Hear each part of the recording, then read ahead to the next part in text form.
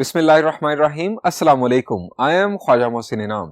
Students, अल्लाह ताला से दुआ है कि आप खैरियत से हों। हम सॉल्व करें एक्सरसाइज 2.3। देखते हैं इसका फर्स्ट प्रॉब्लम। स्टूडेंट्स, ये आपके सामने फर्स्ट प्रॉब्लम का फर्स्ट पार्ट आपको दिखाई दे रहा है, एक मैट्रिक्स। हमें इस मैट्रिक्स को एशेलॉन फॉर्म में कन्वर्ट करना है। प्रॉब्लम 1 के 4 पार्ट्स हैं। हर पार्ट के अंदर हमें एक मैट्रिक्स गिवन है और उसके साथ लिखा है कि उसे एशेलॉन फॉर्म में कन्वर्ट करना है या रेड्यूस एशेलॉन फॉर्म में। इस मैट्रिक्स को हमने एशेलॉन फॉर्म में कन्वर्ट करना है। स्टूडेंट्स, हमें रिकॉल करना है कि एशेलॉन फॉर्म है क्या। हम डिस्कस कर चुके हैं। चले मैं आपको बड़े आसान अल्फाज में रिकॉल करवाता हूं। स्टूडेंट्स, एशेलॉन फॉर्म मैट्रिक्स की एक ऐसी फॉर्म है जिसके अंदर हर निचली रो का लीडिंग एलिमेंट ऊपर वाली रो के लीडिंग एलिमेंट से दाएं जानिब हो। लीडिंग एलिमेंट हम किसे कहते हैं? From left side first non zero element. यहां पर लीडिंग एलिमेंट 1 है, यहां पर लीडिंग एलिमेंट 2 है, यहां पर लीडिंग एलिमेंट 3 है। फर्ज करें अगर यहां पर 0 हो तो फिर लीडिंग एलिमेंट यहां पर भी 1 होगा। यहां पर 0 हो, यहां पर 0 हो तो यहां पर लीडिंग एलिमेंट फिर -5 होगा। From left side first non zero element is called leading element और पिवट एलिमेंट। पहली शर्त एशेलॉन फॉर्म की क्या है कि निचली रो का लीडिंग एलिमेंट ऊपर वाली रो के लीडिंग एलिमेंट से दाएं जानिब होना चाहिए।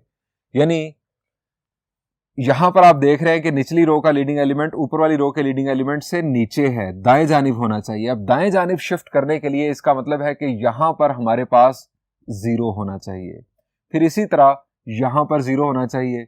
अब ऊपर वाली रो का लीडिंग एलिमेंट आप अगर यहां पर शिफ्ट कर दें तो यहां पर यह शर्त पूरी हो जाएगी। फिर निचली रो का लीडिंग एलिमेंट इससे भी आगे जाना चाहिए। इसका मतलब है यहां पर भी 0 होना चाहिए, यहां पर भी 0 होना चाहिए, ताकि निचली रो का लीडिंग एलिमेंट ऊपर वाली रो के लीडिंग एलिमेंट से दाएं जानिब चला जाए। ये तो है स्टूडेंट्स पहली शर्त। अब इस पहली शर्त को पूरा करने के लिए यहां पर आपने देख लिया कि यहां पर 0 आएगा, यहां पर 0, फिर यहां पर 0, फिर इस रो का लीडिंग एलिमेंट दाएं जानिब शिफ्ट होगा। दूसरी शर्त क्या है कि अगर मैट्रिक्स के अंदर 0 रो एग्जिस्ट करती हो, यानी पूरी की पूरी रो अगर 0 हो, अगर एग्जिस्ट करती हो तो वो बिल्कुल बॉटम पर होनी चाहिए मैट्रिक्स के अंदर। ये स्टूडेंट्स दो शराइत अगर पूरी हो रही हो, इनफैक्ट दूसरी तो इफ एग्जिस्ट वाली है, पहली शर्त ही असल शर्त है। अगर वो पूरी हो रही हो तो हम कहेंगे कि मैट्रिक्स एशेलॉन फॉर्म में आ चुका। अब एशेलॉन फॉर्म में इस वक्त तो ये मैट्रिक्स मौजूद नहीं है। इसे एशेलॉन फॉर्म में कन्वर्ट करने के लिए हमारे पास टूल्स क्या है? स्टूडेंट्स, टूल्स हैं रो ऑपरेशंस। अब जरा रो ऑपरेशंस को भी रिकॉल कर लेते हैं। स्टूडेंट्स, हम कोई सी दो रोज को आपस में इंटरचेंज कर सकते हैं, उनकी जगह बदल सकते हैं अगर जरूरत हो हमें। यानी ये काम करने के लिए, जो एशेलॉन फॉर्म का जो मकसद है वो पूरा करने के लिए अगर आपको रोज को इंटरचेंज करना है तो आप कर सकते हैं। दूसरा काम, आप किसी एक रो को किसी नॉन जीरो नंबर से मल्टीप्लाई कर सकते हैं। पूरी की पूरी रो को आप किसी नॉन जीरो नंबर से मल्टीप्लाई, अब मल्टीप्लाई या डिवाइड एक ही बात है, आप नॉन जीरो नंबर से मल्टीप्लाई या डिवाइड कर सकते हैं। एक ही बात इस सेंस में कह रहा हूं कि आप 5 से मल्टीप्लाई करें तो 5 मल्टीप्लाई हो जाएगा। अगर आप कहते हैं कि मैंने 5 से डिवाइड किया है तो मैं कहूंगा कि आप 1/5 से मल्टीप्लाई कर रहे हैं। 1/5 से मल्टीप्लाई करें या 5 से डिवाइड करें, बात एक ही है। यह हमारा दूसरा ऑपरेशन। और तीसरा ऑपरेशन, आप किसी एक रो का नॉन जीरो स्केलर मल्टीपल किसी दूसरी रो में ऐड या सब्ट्रैक्ट कर सकते हैं। ये 3 आपके पास टूल्स हैं रो ऑपरेशंस वाले, जिनको यूज करते हुए आप किसी मैट्रिक्स को एशेलॉन फॉर्म या रेड्यूस एशेलॉन फॉर्म में कन्वर्ट कर सकते हैं। रेड्यूस एशेलॉन फॉर्म की अभी मैं बात नहीं करूंगा, आप कंफ्यूज हो जाएंगे। आप सिर्फ और सिर्फ अभी एशेलॉन फॉर्म को जहन में रखें। अब स्टूडेंट्स, हमने इसको एशेलॉन फॉर्म में कन्वर्ट करना है। पहला जो फर्स्ट रो का जो लीडिंग एलिमेंट है, अगर आप उसे 1 बना लें तो अच्छी बात है। उसकी वजह से हमें बाकी काम करने में आसानी होती है। हालांकि ये एशेलॉन फॉर्म की शर्त नहीं है कि लीडिंग एलिमेंट जो है वो 1 होना चाहिए, ये रेड्यूस एशेलॉन फॉर्म की शर्त है। लेकिन अगर फर्स्ट जो लीडिंग एलिमेंट है फर्स्ट रो का, अगर वो आप 1 बना लें तो आपको वर्किंग में आसानी होगी। और यहां पर खुशकिस्मती से पहले ही 1 मौजूद है। अब एशेलॉन फॉर्म की जो शर्त है कि नीचे वाली रो का लीडिंग एलिमेंट ऊपर वाली रो के लीडिंग एलिमेंट से दाएं जानिब हो, इसका मतलब है कि यहां पर 0 होना चाहिए ताकि सेकंड रो का लीडिंग एलिमेंट आगे शिफ्ट हो जाए। अब यहां पर जीरो लाने के लिए रो ऑपरेशन का हम यूज करेंगे। आपके जहन में आ सकता है कि आप पूरी रो को जीरो से मल्टीप्लाई कर दें, तो स्टूडेंट्स मैंने कहा था कि आप जीरो से मल्टीप्लाई नहीं कर सकते, किसी रो को नॉन जीरो नंबर से मल्टीप्लाई कर सकते हैं। यहां पर आप दूसरा रो ऑपरेशन जो है, इनफैक्ट तीसरा रो ऑपरेशन, कि आप फर्स्ट रो को 2 से मल्टीप्लाई करें। अब यहां देखें 1 का फायदा, आप यहां पर 2 से मल्टीप्लाई करें रो 1 को और रो 2 में से सब्ट्रैक्ट कर दें, तो यहां पर आपके पास जीरो आ जाएगा और लीडिंग एलिमेंट आगे शिफ्ट हो जाएगा। यानी हमारी शर्त पूरी हो जाएगी एशेलॉन फॉर्म की कि नीचे वाली रो का लीडिंग एलिमेंट ऊपर वाली रो के लीडिंग एलिमेंट से दाएं जानिब होना चाहिए। मैं स्टूडेंट्स ये ऑपरेशन लिखता हूं। ऑपरेशन है हमारा R2 माइनस 2R1। रो 1 को 2 से मल्टीप्लाई करके मैं रो 2 में से सब्ट्रैक्ट कर रहा हूं। रो इक्विवेलेंट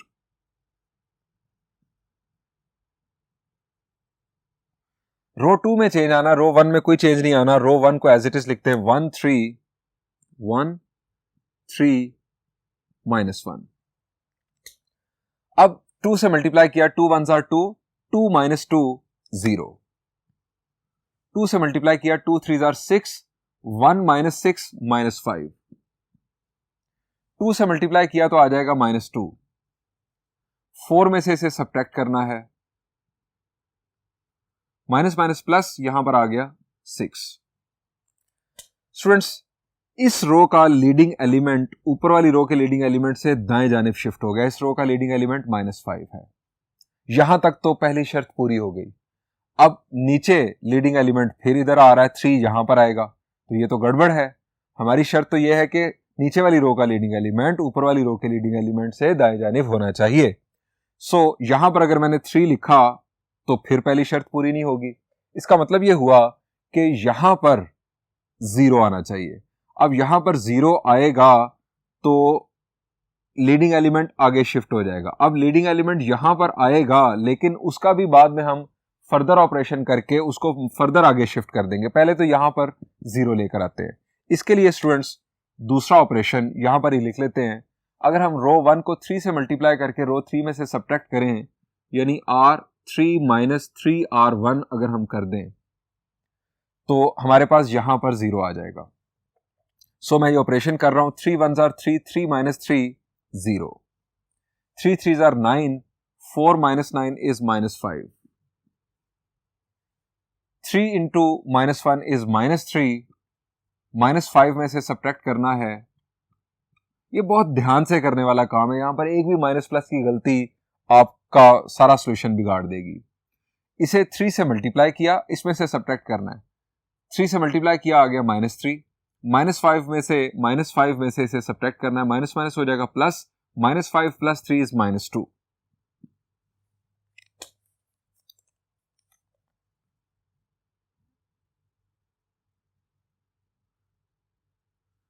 अब स्टूडेंट्स यहां पर एक बात समझ लें कि फर्स्ट रो का जो लीडिंग एलिमेंट है उसे 1 बना लें तो बेहतर है। अगर वो 1 ना भी हो फिर भी काम हो जाता है, लेकिन जरा मुश्किल हो जाता है। अगर हमने उसे 1 बना लिया है तो आप देखें कि सिंपल मल्टीपल के साथ 2 से मल्टीप्लाई करके इसमें सब्ट्रैक्ट किया, यहां पर 0 आ गया, 3 से मल्टीप्लाई करके सब्ट्रैक्ट किया, 0 आ गया। ये फायदा हुआ यहां 1 बनाने का। लीडिंग एलिमेंट 1 बनाने के बाद उसके नीचे जीरोस बना लें। ये तरतीब को भी आप जरा ख्याल रखिएगा। आप इस तरतीब के साथ चलेंगे तो आपको एशेलॉन फॉर्म बनाने में बहुत आसानी होगी। यहां पर हमने 0 बना लिए।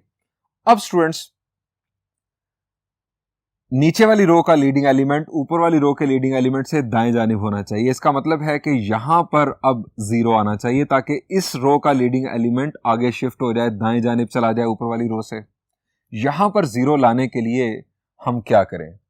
यहां पर 0 लाने के लिए स्टूडेंट्स ये बात याद रखें कि हमने ऊपर वाली रो के लीडिंग एलिमेंट को यूज करना है। अगर तो वो 1 है तो बहुत ही अच्छी बात होगी, लेकिन अगर वो 1 नहीं भी है तब भी हम काम कर सकते हैं। अब यहां पर मैंने 0 लाना है तो रो 3 में से मैं रो 2 क्या करूं? ऐड या सब्ट्रैक्ट? शाबाश। अगर मैं ऐड करूंगा तो -5 -10 हो जाएगा। मैं सब्ट्रैक्ट करूंगा तो -5 माइनस -5 तो माइनस माइनस प्लस होगा, -5 + 5 विल बी 0। सो मैं ये ऑपरेशन लिखता हूं नेक्स्ट बोर्ड पर और फिर इसको परफॉर्म करता हूं R3 - R2 नेक्स्ट बोर्ड पर लिखते हैं और इसे परफॉर्म करते हैं। बाय R3 - R2 रो इक्विवेलेंट R3 में चेंज आना है, R1 और R2 एज इट इज लिखते हैं। 1 3 -1 0 -5 6 R3 - R2 0 - 0 0। आप ये देखें, आप तरतीब से चलेंगे तो आपका जो पहले किया हुआ काम है ना वो नहीं बिगड़ेगा, यानी आपने जो ये जीरोस बनाए ना ये नहीं बिगड़ेंगे। -5 -5 तो माइनस माइनस हो जाएगा plus, -5 + 5 will be 0, -2 -6 it will be -8। अब स्टूडेंट्स देखें एशेलॉन फॉर्म की शर्त कि नीचे वाली रो का लीडिंग एलिमेंट ऊपर वाली रो के लीडिंग एलिमेंट से दाएं जानिब होना चाहिए। नीचे वाली रो का लीडिंग एलिमेंट ऊपर वाली रो के लीडिंग एलिमेंट से दाएं जानिब है, नीचे वाली रो का लीडिंग एलिमेंट ऊपर वाली रो के लीडिंग एलिमेंट से दाएं जानिब है। और ये दाएं जानिब बनने के लिए आप ये बात नोट करें कि हमें लीडिंग एलिमेंट से नीचे 0 बनाने पड़ते हैं। ये बात आपने साथ साथ याद रखनी है। स्टूडेंट्स 0 रो यहां पर एग्जिस्ट ही नहीं करती, सो उसका बॉटम पर मौजूद होना जो शर्त थी उसकी हमें यहां पर जरूरत ही नहीं है। ये मैट्रिक्स इस वक्त एशेलॉन फॉर्म में आ चुका है। हम यहां पर लिखते हैं this is in echelon form, this is in echelon form. अब स्टूडेंट्स अगर हमें कहा जाए कि आप इसे एशेलॉन फॉर्म में कन्वर्ट करने के बाद रेड्यूस एशेलॉन फॉर्म में कन्वर्ट करें, यहां पर दो बातें यहां पर मैं आपको वाजे कर दूं। एक तो यह है कि आपको एक मैट्रिक्स दिया जाए और आपको कहा जाए कि आप इसे एशेलॉन फॉर्म में कन्वर्ट करो और फिर रेड्यूस एशेलॉन फॉर्म में कन्वर्ट करो, तो आपका प्लान जो ऑपरेशंस का है वो डिफरेंट होगा। अगर आपको कहा जाए कि ये मैट्रिक्स है इसे डायरेक्ट रेड्यूस एशेलॉन फॉर्म में ले जाओ, तो फिर प्लान डिफरेंट होगा। यानी रिजल्ट आखिर पर एक ही आना है, जो आखिर पर आपको रेड्यूस एशेलॉन फॉर्म में जो मैट्रिक्स मिलेगा ना वो एग्जैक्टली सेम ही होगा, लेकिन प्लान में थोड़ा सा फर्क आ जाएगा। एशेलॉन फॉर्म से रेड्यूस एशेलॉन फॉर्म की तरफ जाना है, प्लान डिफरेंट होगा। डायरेक्टली आपने रेड्यूस एशेलॉन फॉर्म की तरफ जाना है तो प्लान डिफरेंट होगा। अब मैं आपको प्लान बताता हूं कि हम एशेलॉन फॉर्म से रेड्यूस एशेलॉन फॉर्म की तरफ जाएंगे तो प्लान हमारा क्या है, और फिर उसके बाद आपको बताऊंगा कि अगर हमने डायरेक्ट ही रेड्यूस एशेलॉन फॉर्म में जाना होता तो हम शुरू से ही क्या एक्शंस लेते। स्टूडेंट्स रेड्यूस एशेलॉन फॉर्म में जब हमने एशेलॉन फॉर्म से जाना है तो दो बातें और दो शराइत और शामिल कर लें, दो कंडीशंस हैं वो और शामिल कर लें। पहली कंडीशन ये है कि हर रो का लीडिंग एलिमेंट 1 होना चाहिए। ये रेड्यूस एशेलॉन फॉर्म की शर्त है। एशेलॉन फॉर्म में आप आ चुके, अब हर रो का लीडिंग एलिमेंट आप 1 बना लें, यानी यहां पर 1 बनाएं, यहां पर 1 बनाएं। ये एक शर्त। दूसरी शर्त, लीडिंग एलिमेंट से ऊपर भी 0 बना दें, उस लीडिंग एलिमेंट की मदद से लीडिंग एलिमेंट से ऊपर भी जीरोस बना दें। यहां पर जब 1 आ जाएगा तो हम उसकी मदद से यहां पर 0 बना सकते हैं, यहां पर जब 1 आ जाएगा तो उसकी मदद से हम यहां पर भी 0 बना सकते हैं। मैं ये काम आपको करके दिखाता हूं। यहां पर हमारा ये प्रॉब्लम सॉल्यूशन जो हमें कहा गया था वो एंड हो चुका है, लेकिन मैं आपको रेड्यूस एशेलॉन फॉर्म भी इसके साथ ही सिखाना चाहता हूं। हम क्या करते हैं, हम यहां पर 1 बनाने के लिए इस पूरी रो को -5 से डिवाइड कर देते हैं। मैं ऑपरेशन लिख रहा हूं बाय 1/-5 R2, और दूसरा यहां पर 1 लाने के लिए -8 से डिवाइड कर देते हैं, या 1/-8 से मल्टीप्लाई कर देते हैं R3।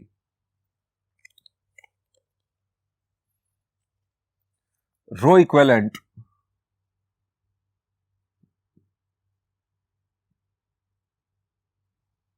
R2 और R3 में चेंज आना है, R1 को एज इट इज कॉपी कर दें, 1 3 -1, 0 के साथ मल्टीप्लाई होगा -1/5 तो 0 ही रहेगा। देखिए पहले वालों में कोई चेंज नहीं आना जो आप काम पहले कर चुके हैं। -5 को -5 से डिवाइड किया तो यहां पर आ गया 1, 6 डिवाइडेड बाय -5। अब ये माइनस लेफ्ट साइड पर लिख ले, ज्यादा बेहतर है। माइनस यहां पर लिखे, यहां पर लिखे, लेफ्ट साइड पर लिखे, एक ही बात है, लेकिन लेफ्ट साइड पर लिखा हुआ आपको वर्किंग में सोचने में ज्यादा आसानी होगी। रो 3 को 8 से -8 से डिवाइड कर दे, 0 divided by -8 is 0, 0 divided by -8 is 0, -8 divided by -8 is 1।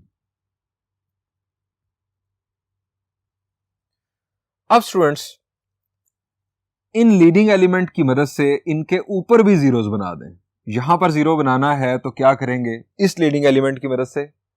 The answer is रो 2 को 3 से मल्टीप्लाई करके हम रो 1 में से सब्ट्रैक्ट कर दें तो यहां पर हमारे पास 0 आ जाएगा। सो मैं ऑपरेशन लिखता हूं नेक्स्ट बोर्ड पर,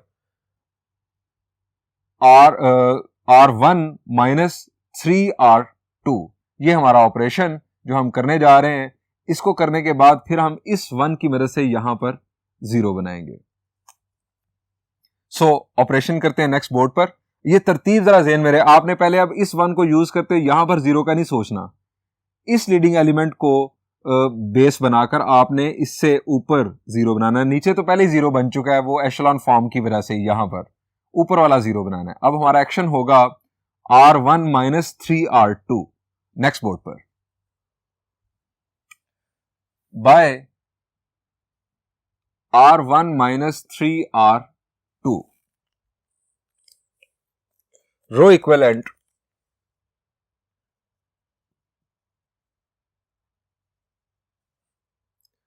R1 में चेंज आना है, R2 को 3 से मल्टीप्लाई करके R1 में से सब्ट्रैक्ट करना है। 3 0 0 1 -0 इज 1, 3 1s are 3, 3 -3 इज 0।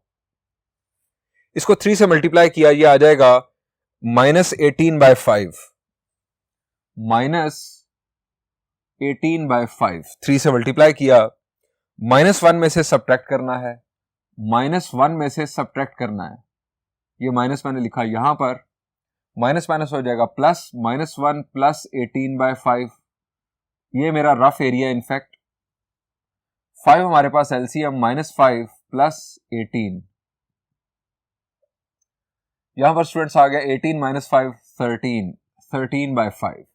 ये आ गया 13/5। बाकी एज इट इज सारी रोज 0 1 -6/5 और 0 0 1 0 0 1। अब स्टूडेंट्स इस 1 की मदद से हमें यहां पर और यहां पर 0 बनाना है। अब पहले तो मुझे बताएं कि इसके लिए ऑपरेशन क्या होगा। शाबाश, सिंपल, आपने याद रखना है कि आप इस नंबर को उसी नंबर से मल्टीप्लाई करें और उसमें से सब्ट्रैक्ट कर दें। यानी रो 3 को आप 13/5 से मल्टीप्लाई करें और रो 1 में से सब्ट्रैक्ट कर दें। ये पिछला किया हुआ काम, इसको कोई फर्क नहीं पड़ेगा, इसके बारे में नहीं आपने परेशान होना। सो मैं ऑपरेशन लिखता हूं बाय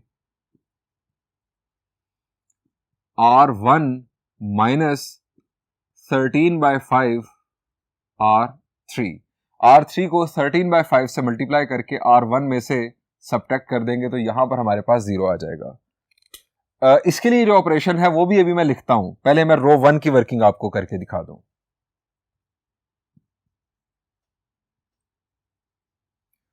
13/5 से R3 को मल्टीप्लाई किया तो 0 ही आएगा, 1 - 0 इज 1। पहले किया हुआ काम नहीं बिगड़ेगा। इसके साथ मल्टीप्लाई किया 0 0 - 0 इज 0। इसके साथ मल्टीप्लाई किया 13/5 तो 13/5 इसमें से सब्ट्रैक्ट किया तो यहां पर भी आ गया 0। अब R2 में हमें यहां पर 0 लाना है। अब यहां पर 0 लाने के लिए भी आप इसी 1 को यूज करेंगे। इसके साथ माइनस पहले ही मौजूद है। इसका मतलब यह हुआ कि आप R3 को 6/5 से मल्टीप्लाई करके इसमें ऐड कर दें, क्योंकि उसके पास माइनस पहले मौजूद है। तो दूसरा ऑपरेशन R2 प्लस 6/5 R3। रो 3 को 6/5 से मल्टीप्लाई करके रो 2 में ऐड कर दें। 6/5 से 0 को मल्टीप्लाई किया, 0, 0 प्लस 0 इज 0। 6/5 से मल्टीप्लाई किया, इसको 1 में ऐड किया तो ये 1 ही आ जाएगा, चूंकि मल्टीप्लीकेशन के बाद 0 हासिल हुआ। 6/5 से मल्टीप्लाई किया, -6/5 में ऐड किया तो ये 0 आ गया। 6/5 into 1 is 6/5, -6/5 plus 6/5 will be 0. 0, 0, 1. ये स्टूडेंट्स हमारे पास रेड्यूस्ड एशेलॉन फॉर्म आ चुकी। अब आपने यहां पर ये नहीं सोचना कि रेड्यूस्ड एशेलॉन फॉर्म जब आएगी तो हमारे सामने एक आइडेंटिटी मैट्रिक्स आ चुका होगा। ये जरूरी नहीं है, ये इत्तेफाक है कि यहां पर आइडेंटिटी मैट्रिक्स बन गया, ये कोई जरूरी नहीं है। हम आगे प्रॉब्लम देखेंगे जिसके अंदर हमारी रेड्यूस एशेलॉन फॉर्म होगी, लेकिन वो आइडेंटिटी मैट्रिक्स नहीं होगा। यानी क्या हो सकता था, हो सकता है कि भाई यहां पर आपकी सारी की सारी रो 0 हो जाती, 0, 0, 0, तो हमारी रेड्यूस एशेलॉन फॉर्म की सारी शराइत पूरी हो रही होनी थी, लेकिन आइडेंटिटी मैट्रिक्स नहीं होना था। ये स्टूडेंट्स हमारी रेड्यूस एशेलॉन फॉर्म हमारे सामने आ चुकी। अब स्टूडेंट्स मैं आपको एक्सप्लेन करता हूं कि अगर हमें शुरू से ही इस प्लान के तहत चलना होता कि हम रेड्यूस एशेलॉन फॉर्म की तरफ जाएंगे, तो फिर हमने एशेलॉन फॉर्म के बारे में नहीं सोचना था, हमने सीधा रेड्यूस एशेलॉन फॉर्म के बारे में सोचना था। अब वो फर्क क्या है मैं आपको बोर्ड 2 पर जाके एक्सप्लेन करता हूं। स्टूडेंट्स एशेलॉन फॉर्म के लिए लीडिंग एलिमेंट का 1 होना जरूरी नहीं है। सो हमने क्या किया, हमने इस -5 को कुछ नहीं कहा, हमने इस -5 को यूज करते हुए यहां पर आप देख सकते हैं कि 0 बना लिया, यहां पर 0 बना लिया।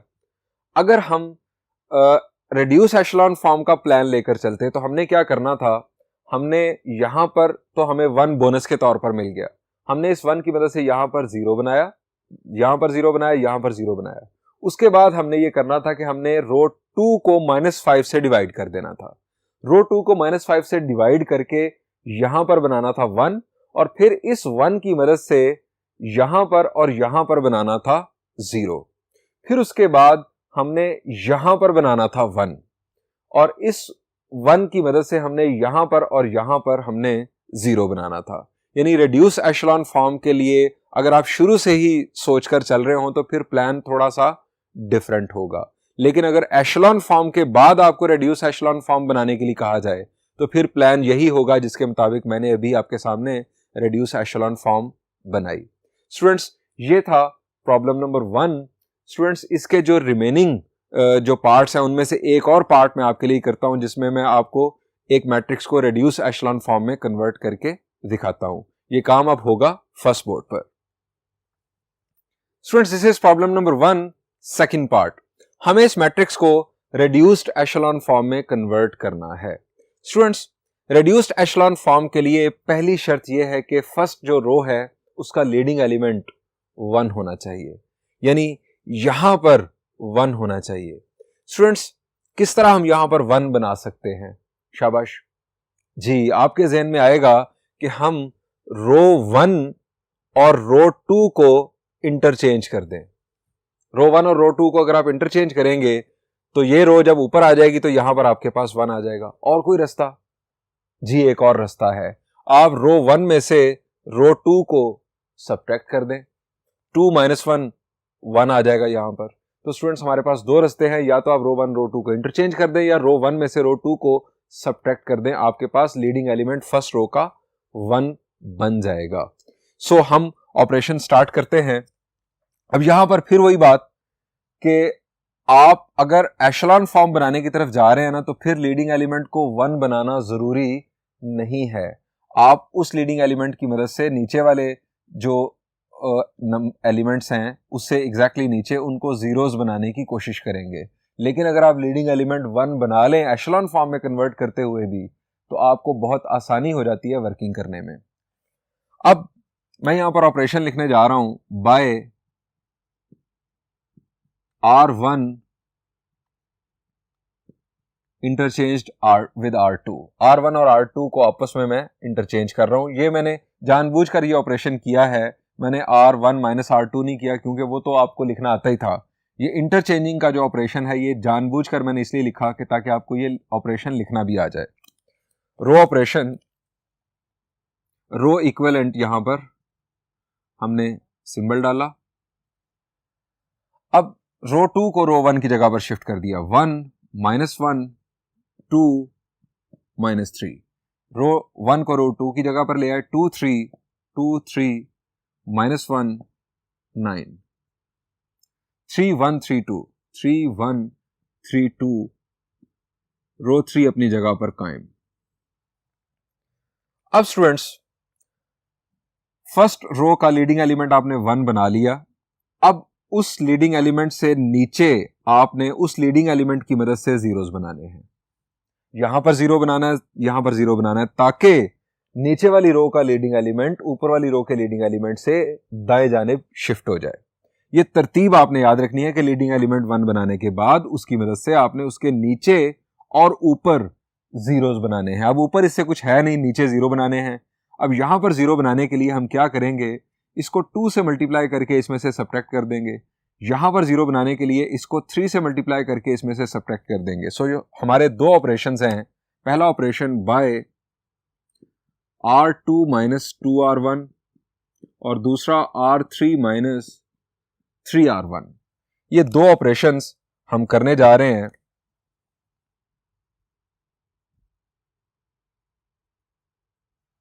फर्स्ट रो के अंदर कोई चेंज नहीं आना, R2 और R3 में चेंज आना है। 1 -1 2 -3, 2 1s are 2, 2 - 2 0, 2 इसके साथ मल्टीप्लाई हुआ तो ये आ गया -2। 3 में से सब्ट्रैक्ट करना है, 3 -2 तो माइनस माइनस प्लस, 3 + 2 5 आ जाएगा। 2 2s are 4, -1 - 4 is -5, 2 into -3 is -6, 9 में से सब्ट्रैक्ट करना है, माइनस माइनस प्लस, 9 + 6 is 15। अब students, R3 - 3R1, 3 1s are 3, 3 - 3 is 0, 3 into -1 is -3, 1 में से सब्ट्रैक्ट करना है, माइनस माइनस प्लस, ये मेरा रफ एरिया है, minus minus plus, 1 + 3 is 4, 3 2s are 6, 3 - 6 is -3, 3 3s are 9, in fact -9, 2 में से सब्ट्रैक्ट करना है, 2 - -9, minus minus plus, 2 + 9 is 11।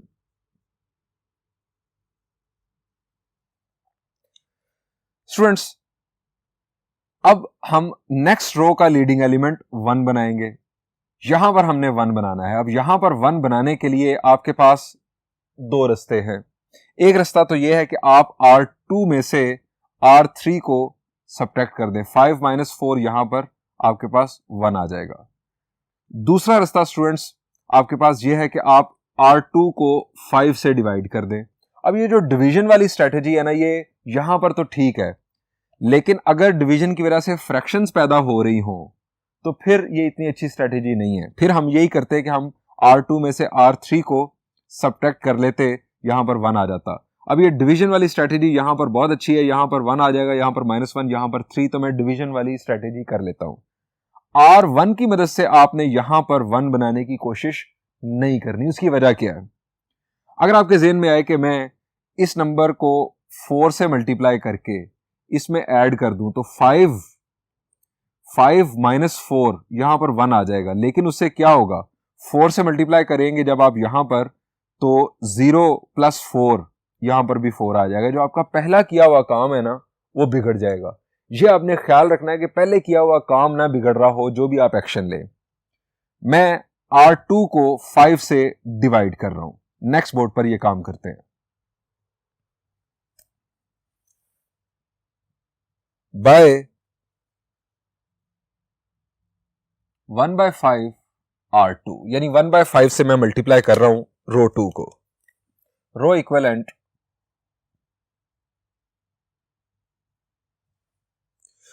First row as it is 1 - 1 2 - 3। 0 divided by 5 is 0. 5 divided by 5 is 1. Minus 5 divided by 5 is minus 1. 15 divided by 5 is 3. 0, 4, minus 3, 11. अब students, इस leading element 1 की मदद से आपने इससे ऊपर और इससे नीचे दोनों जगहों पर 0 बनाना है। अब इससे ऊपर 0 बनाने के लिए हम क्या करें? शाबाश जी, R1 में हम सिंपली R2 को ऐड कर दें तो -1 + 1 0 बन जाएगा। R1 + R2, ये एक ऑपरेशन। R1 + R2, यहां देखिएगा 1 + 0, यहां पर कोई फर्क नहीं पड़ना, ये एज इट इज ही 1 रहेगा। दूसरी चीज, यहां पर 0 बनाने के लिए आप इसको 4 से मल्टीप्लाई करके, क्योंकि लीडिंग एलिमेंट 1 का यूज करना है, इसको 4 से मल्टीप्लाई करके आप इसमें से सब्ट्रैक्ट कर देंगे तो यहां पर 0 बन जाएगा। तो हमारा ऑपरेशन बनता है R3 - 4R2। ये दो ऑपरेशन हमने लिखे, अब परफॉर्म करते हैं। रो equivalent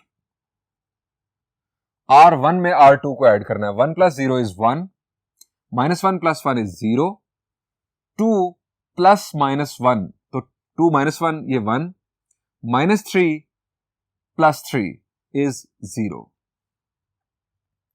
Row 2 as it is, 0, 1, -1, 3.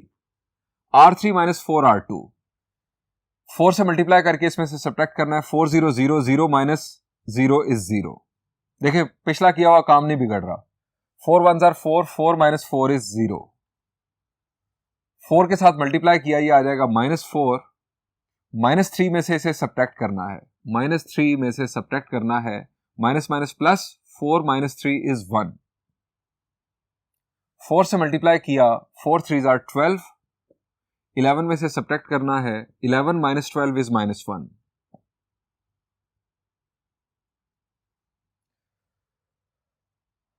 अब स्टूडेंट्स, तमाम लीडिंग एलिमेंट्स 1 बन चुके, ये भी 1, ये भी 1 और ये भी 1।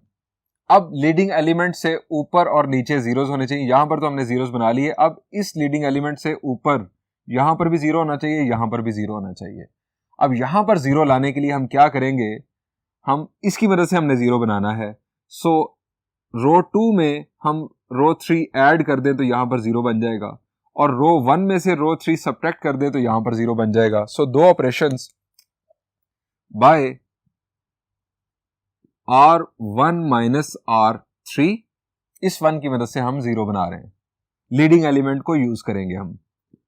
R2 + R3, दो ऑपरेशंस हमने लिखे।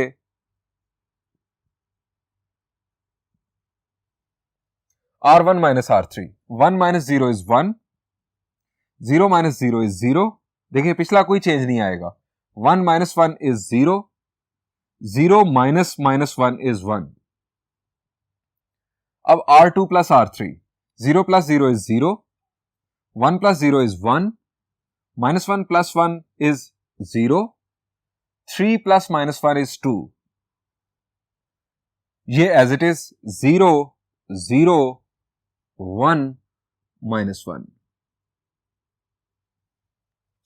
स्टूडेंट्स, अब देखें क्या रेड्यूस्ड एशेलॉन फॉर्म की शराइत पूरी हो रही हैं।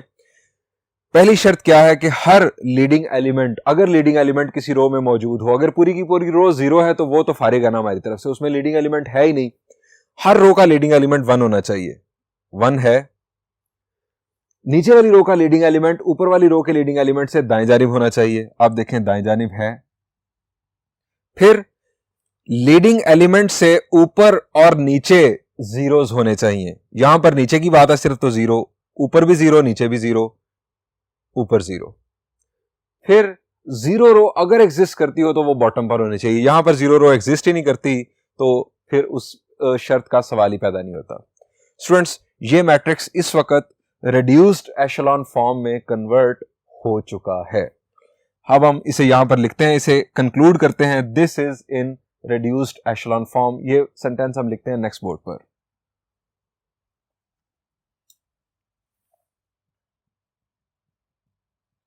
This is in reduced echelon